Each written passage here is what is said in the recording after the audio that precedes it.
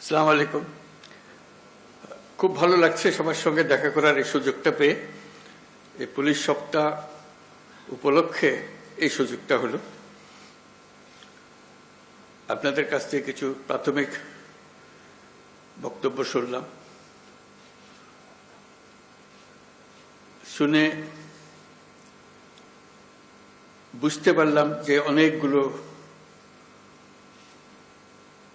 কাজ অসম্পূর্ণ রয়ে গেছে, যেটা আমাদের পক্ষ থেকে করা উচিত। এর আগে একবার বসছিলাম আমরা নিজেদের মধ্যে, আমার কাছে খুবই খারাপ লাগছিল যে কিরকম পরিস্থিতিতে আপনাদেরকে কাজ করতে হয়। আমার জানা ছিল না যে দৈনন্দিনভাবে যে কঠিন অবস্থায় আপনাদেরকে জীবনযাপন করতে হয়, সেটার মাত্রা কত গভীর। তাৎক্ষণিকভাবে আমরা কিছু সিদ্ধান্ত নিয়েছিলাম, সেটা আশা করি বাস্তবায়ন হয়েছে। কদ্দূর হয়েছে সেটা আবার খোঁজ নেব। আজকের বৈঠকের যেটা প্রধান ফল হবে, আপনাদের বিষয়গুলো আবার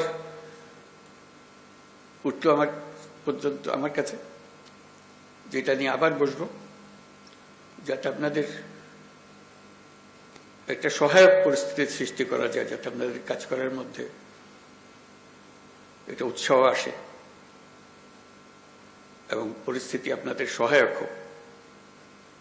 আজকে ভালো লাগলো যারা প্রযুক্তির মাধ্যমে বিভিন্ন জায়গা থেকে উপস্থিত আছে। আমি দেখছিলাম কোথা থেকে এসছে, সারা বাংলাদেশ জুড়ে সব জায়গা থেকে যোগদান করেছে। তাদের সবাইকে আমি দূর থেকে সালাম দিচ্ছি। আশা করি সুযোগ হবে ভবিষ্যতে একসঙ্গে বসে আলাপ করার। আমি লিখিত বক্তব্য পাঠ করি। বিসমিল্লাহির রহমানির রহিম। সম্মানিত উপস্থিতি ও প্রিয় পুলিশ সদস্যবৃন্দ, পুলিশ সপ্তাহ 2025 উপলক্ষে বাংলাদেশ পুলিশের সকল সদস্যকে আমি আন্তরিক শুভেচ্ছা ও অভিনন্দন জানাচ্ছি। এই অনুষ্ঠানে আপনাদের মাঝে উপস্থিত হতে পেরে আমি অত্যন্ত আনন্দিত। 71 সালে মহান মুক্তিযুদ্ধের প্রাক্কালে 25শে মার্চ কালো রাতে রাজারবাগ পুলিশ লাইন্সে বাঙালি পুলিশ সদস্যরা সর্বপ্রথম সশস্ত্র প্রতিরোধ গড়ে তোলেন। এই ইতিহাস ভোলার নয়। বাংলাদেশ পুলিশ বাহিনীর গৌরবময় ইতিহাসে এটা মহাগৌরবের অধ্যায়।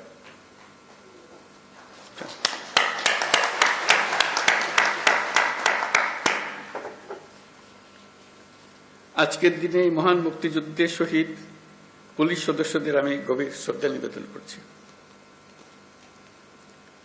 সর্বস্তরের মানুষের অধিকার, মর্যাদা, ন্যায় বিচার প্রতিষ্ঠিত হবে, কোনো বৈষম্য থাকবে না। যুগ যুগ ধরে এটাই ছিল মানুষের মহান আকাঙ্ক্ষা। এই আকাঙ্ক্ষা পূরণে জোর ভূমিকা রাখতে হবে আইন শৃঙ্খলা বাহিনীকে। স্বৈরাচারী শাসনামলের 15 বছরে দেশের পুলিশ বাহিনীকে দলীয় বাহিনীতে পরিণত করায় সমস্ত ব্যবস্থা ধ্বংস হয়ে গিয়েছিল। স্বৈরাচারের অবৈধ অন্যায় আদেশ পালন করতে গিয়ে পুলিশ বাহিনী ব্যাপকভাবে জনরোষের মুখে পড়ে। অনেক সৎ পুলিশ সদস্যদেরও এই জন্য মাশুল দিতে হয়েছে।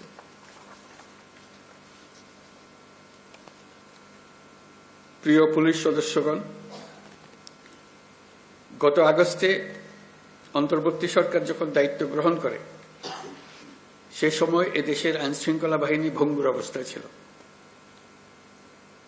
পুলিশের সঙ্গে জনগণের দূরত্ব সৃষ্টি হয়েছিল।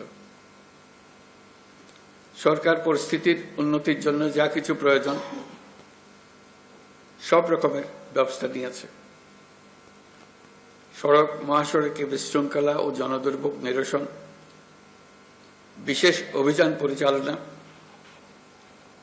অংশীজনের সাথে পুলিশের আন্তঃযোগাযোগ জোরদার করা, পুলিশ সদস্যদের মনোবল বৃদ্ধিতে প্রয়োজনীয় প্রণোদনামূলক ব্যবস্থা নেওয়া হয়েছে।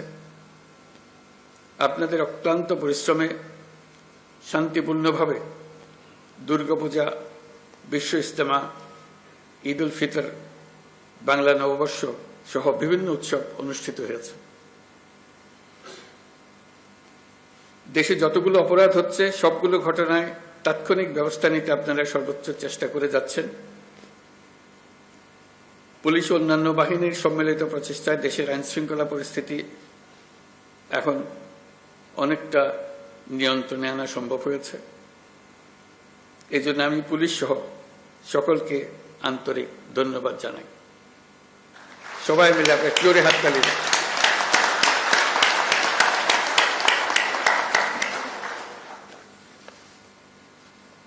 এই হাততালি আপনাদের প্রাপ্য।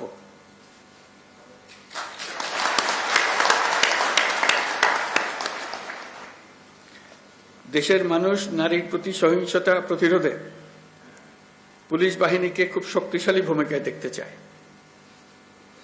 আমি আপনাদের প্রতি আহ্বান জানাই, নারী ও শিশুর নিরাপত্তায় সর্বোচ্চ সংবেদনশীল হয়ে কাজ করবেন। সকল শ্রেণী পেশার নারীরা যেন যে কোনো হয়রানির ঘটনায় পুলিশের হটলাইনে ফোন করে সর্বোচ্চ সাহায্য পায় সেটি নিশ্চিত করবেন। নারী এবং শিশু নিরাপত্তা পেলে আমরা বুঝতে পারব দেশ নিরাপত্তার দিকে অনেক দূরে এগিয়ে গেছে।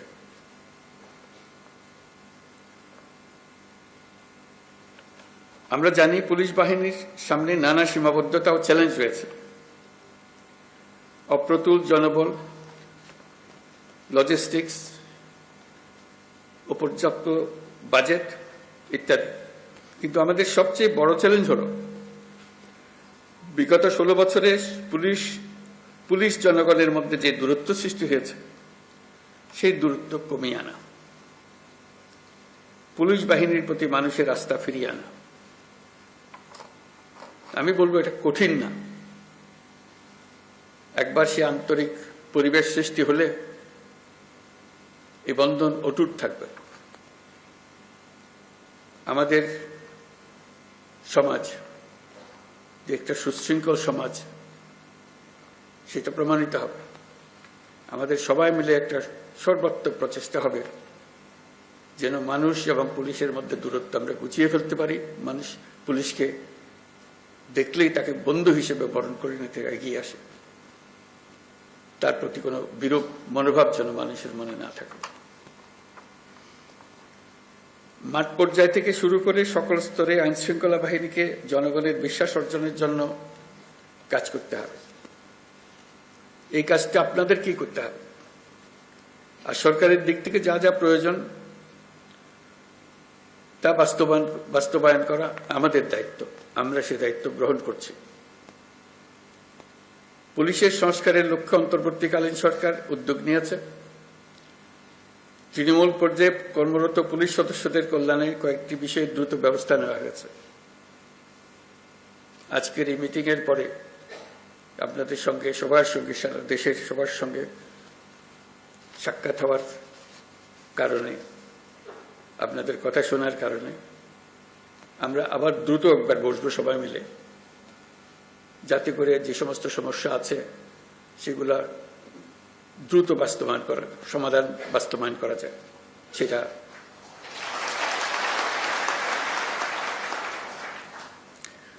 আপনারা জানেন, ইতিমধ্যে জাতির উদ্দেশ্যে দিয়ে একাধিক ভাষণে আমি বলেছি চলতি বছরের ডিসেম্বর থেকে আগামী বছরের জুনের মধ্যে দেশে ত্রয়োদশ সংসদ নির্বাচন অনুষ্ঠিত হবে। সেই নির্বাচন যেন সুষ্ঠু ও শান্তিপূর্ণ উপায়ে অনুষ্ঠিত হয় সেজন্য পুলিশ সদস্যদের ভূমিকা খুবই গুরুত্বপূর্ণ। নির্বাচনে সকল প্রতিদ্বন্দ্বী প্রার্থীর প্রতি সমান আচরণ ও ভোটাররা যাতে নির্ভয়ে নির্বিঘ্নে নিজেদের ভোটাধিকার প্রয়োগ করতে পারে সেই পরিবেশ নিশ্চিত করা আপনাদের এবং আমাদের সর্বোচ্চ দায়িত্ব। মনে রাখবেন, কোনো ব্যক্তি যদি অন্যায় বা অনিয়মের মাধ্যমে নির্বাচিত হয়, সে ব্যক্তির দ্বারা ন্যায় প্রতিষ্ঠা সম্ভব নয়। সুতরাং নিশ্চিত করুন যাতে কারো দ্বারা ব্যবহৃত না হন। সত্য ন্যায় প্রতিষ্ঠার ব্রত হিসেবে নির্বাচনে নিজেদেরকে নিয়োজিত করবেন। পুলিশ বাহিনীর সদস্য হিসেবে তারও চাইতে বড় বিষয় এদেশের একজন নাগরিক হিসেবে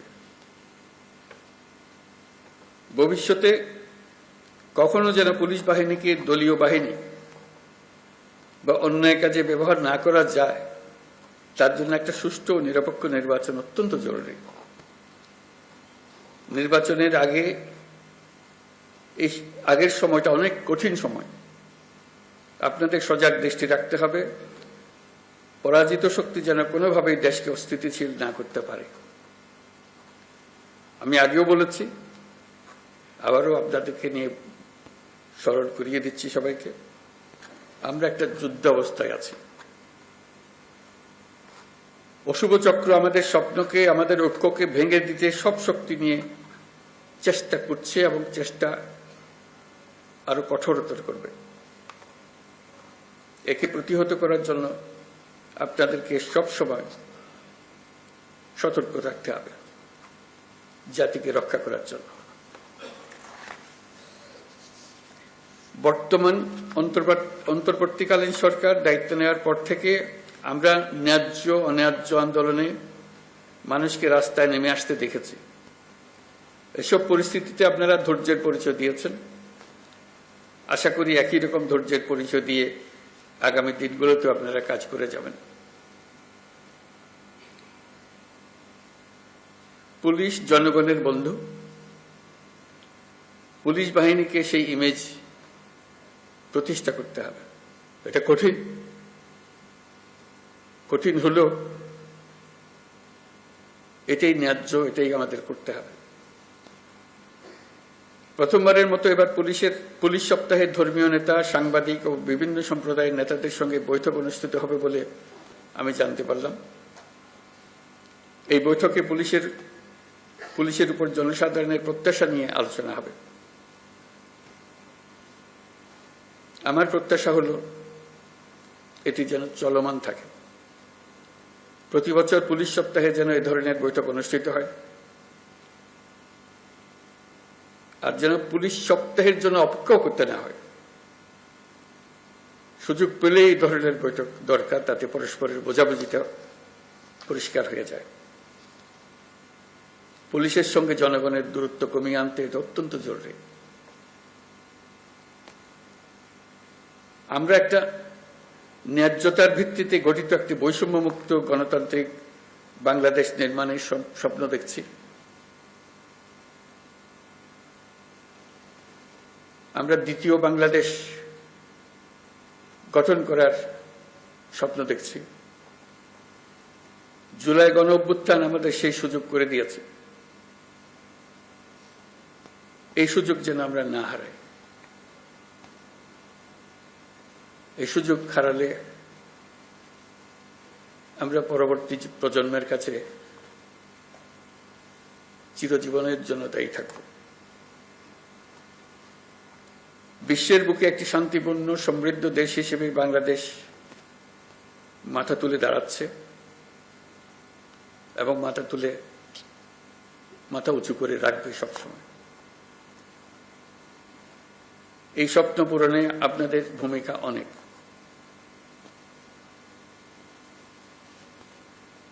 আপনারাই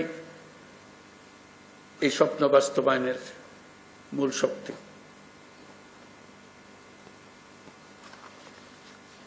পুলিশের কাজকর্ম, পুলিশের সঙ্গে মানুষের সম্পর্ক, এটা দেখেই সারা দুনিয়া বিচার করে আমরা সভ্যতার কোন স্তরে আছি। আমরা সভ্যতার সর্বস্তরে যেতে চাই, এটাই আমাদের স্বপ্ন। এই স্বপ্ন বাস্তবায়নে আপনারা একটা অত্যন্ত গুরুত্বপূর্ণ শক্তি। বাংলাদেশ পুলিশ বাহিনী যেন গোটা বিশ্বে প্রশংসিত হয়, দেশের সকল মানুষের কাছে প্রশংসিত হয়, এই প্রত্যাশা নিয়ে আমার বক্তব্য শেষ করছি। সবাই ভালো থাকবেন। আসসালামু আলাইকুম।